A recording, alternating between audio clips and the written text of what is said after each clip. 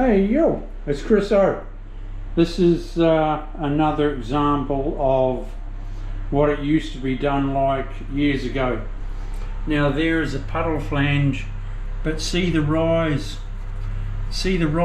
they haven't sunken it in, and I used to do that years ago, but it's way different now.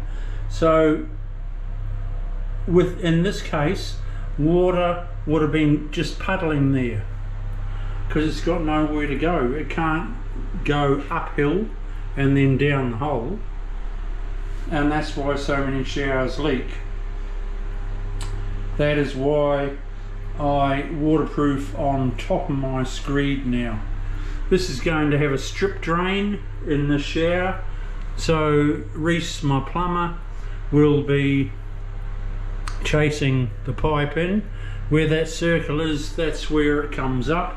I'd like him to put in a 4-inch reducing to a 40 mil or a 2-inch pipe, and we're laughing, absolute laughing. I will have a width there of 100 mil away from the strip drain, so I'm able to angle my tile up so it all runs nicely into the strip drain. It's going to end up a beautiful bathroom, people. I'll show you how to measure up a bathroom for square meters. See you soon.